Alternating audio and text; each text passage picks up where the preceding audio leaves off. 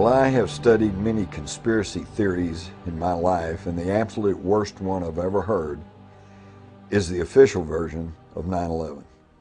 We were told that 19 Muslim fanatics somehow bypassed our $40 billion defense system, hijacked 4 planes simultaneously, causing their transponders to go off almost at the exact same time.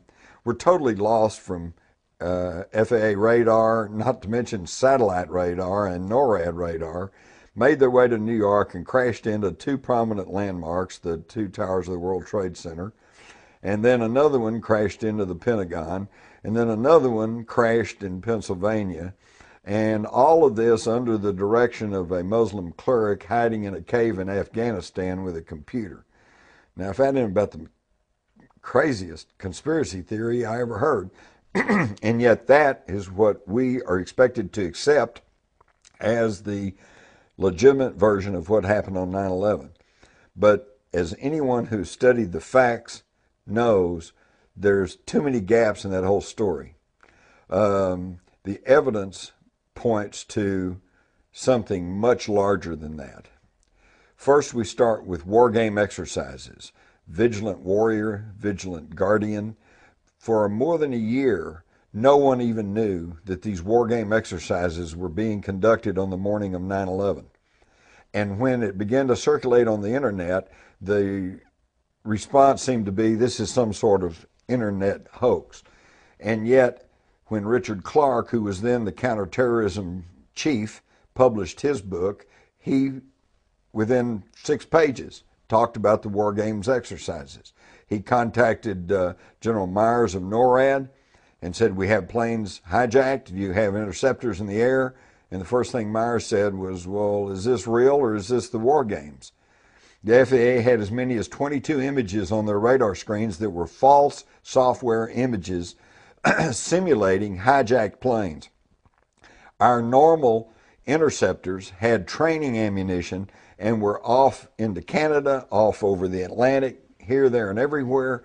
And it was because of these war game exercises that the hijackers were able to penetrate our normal defense system and cause the havoc that they did on 9/11.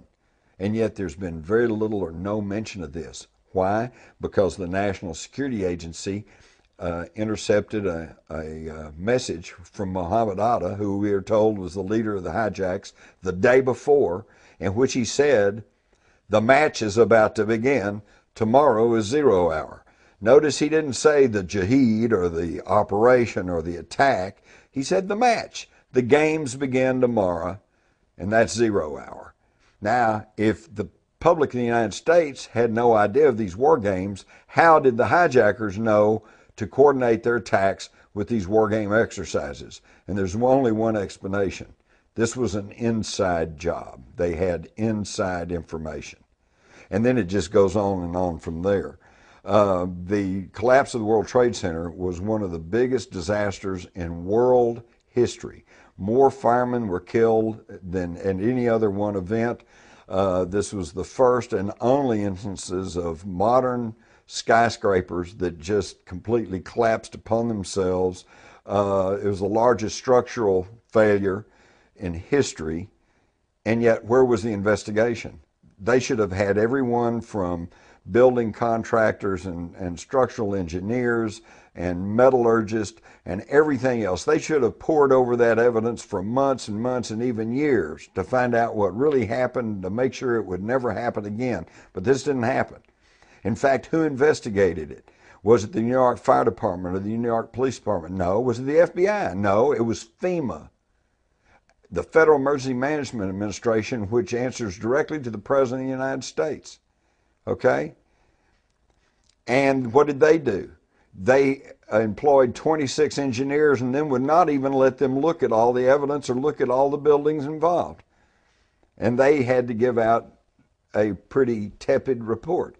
Then they took the steel, which should have been studied from hell to breakfast, to find out how that could have collapsed even under intense fires, and it was all shipped overseas. Blatant destruction of evidence. But at the key of that, of the World Trade Center, lies not the Twin Towers.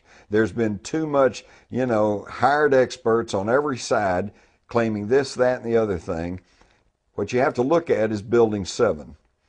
Building 7 was nestled between the Verizon building, the U.S. Post Office, across the street from the World Trade Center complex, and between Building 5 and 6 was between Building 7 and the Twin Towers.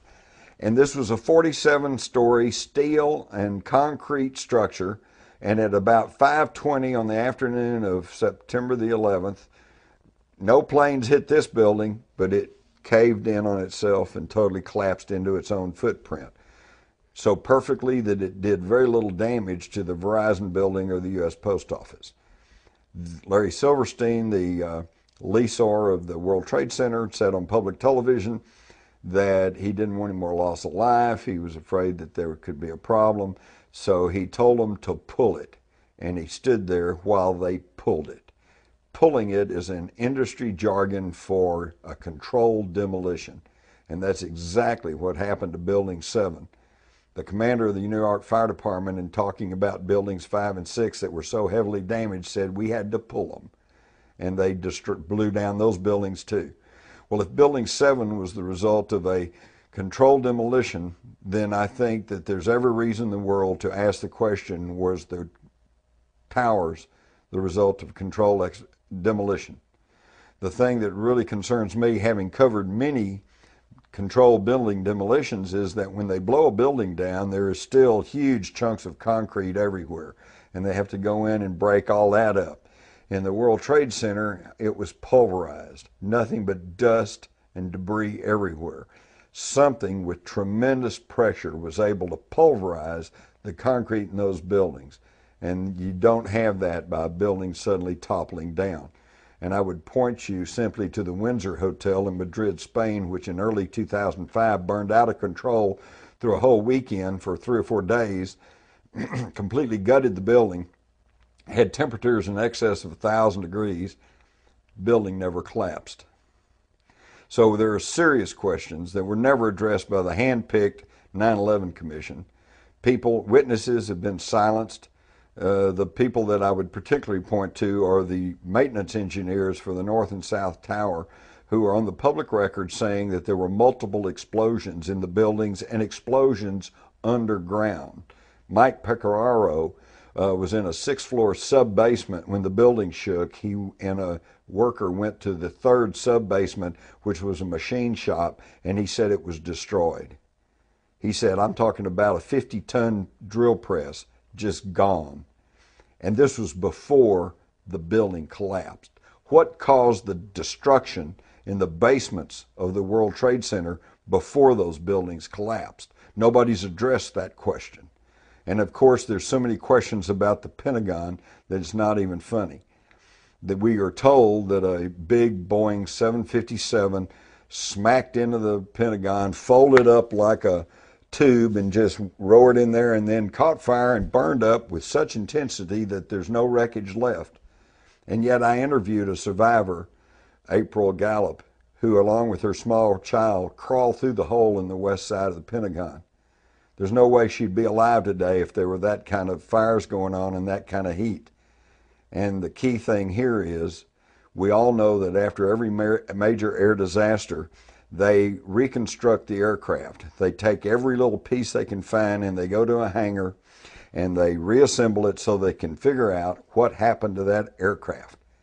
Show me a picture of the 757 pieced back together from the Pentagon, and I'll shut up about the questions about the Pentagon, but they haven't showed us that and they won't. There's too many unanswered questions. This is a tremendous cover-up that's taken place, and if we are going to continue to call ourselves a free people, we better start demanding some truthful answers.